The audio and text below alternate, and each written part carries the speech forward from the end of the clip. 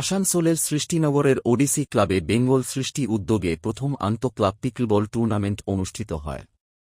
এই প্রতিযোগিতাকে ঘিরে খেলোয়াড় ও ক্রীড়াপ্রেমীদের মধ্যে ব্যাপক উৎসাহ লক্ষ্য করা যায়। টুর্নামেন্টে 4টি দলের মোট 40 জন খেলোয়াড় অংশগ্রহণ করেন এবং দিনভর একাধিক প্রতিদ্বন্দ্বিতাপূর্ণ ম্যাচ অনুষ্ঠিত হয়। খেলোয়াড়রা তাদের দক্ষতা, কৌশল এবং দলগত সমন্বয়ের মাধ্যমে দর্শকদের মন জয় করেন। শেষ পর্যন্ত চিত্রকূট দল দুর্দান্ত পারফরম্যান্সের মাধ্যমে চ্যাম্পিয়ন হওয়ার গৌরব অর্জন করে, আর পিকল ফ্যালকনস দল রানার্স আপ হয়।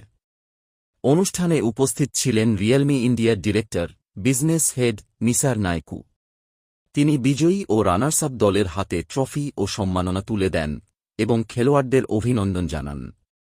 অনুষ্ঠানে অন্যান্য বিশিষ্ট অতিথি, আয়োজক সংস্থার প্রতিনিধিরা এবং ক্রীড়াপ্রেমীরাও উপস্থিত ছিলেন।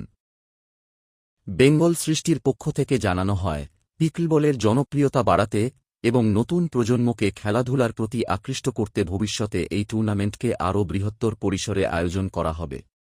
পাশাপাশি খেলাধুলার মাধ্যমে সমাজে সুস্থ, সক্রিয় ও ইতিবাচক জীবনযাত্রার প্রসার ঘটানোর লক্ষ্যেও তারা কাজ করে যাবে বলে জানানো হয়।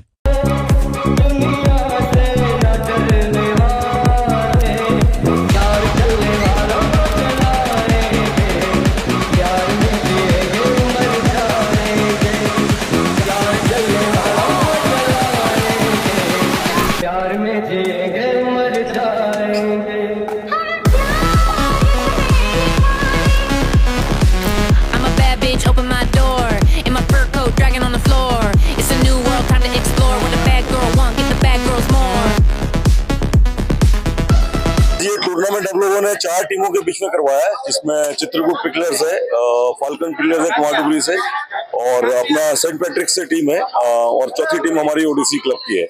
और चारों टीमों के 5-5 सेट्स आए हुए हैं प्लेयर्स के खेलने के लिए।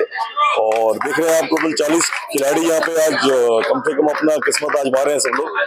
अच्छा गेम चल रहा है, अच्छा टूर्नामेंट चल रहा है, और ये हम लोग इसको स्पोर्ट्स को इंडिया में प्रमोट करना चाहते हैं, और इसके लिए सभी का सहयोग यहाँ पे लगता है। देख रहे हैं आप जितना माहौल बना हुआ है, सब गेम इंथुसियास्टिक्स हैं यहाँ पे, जो कि स्पेशली पिकल बॉल खेलते हैं सारा।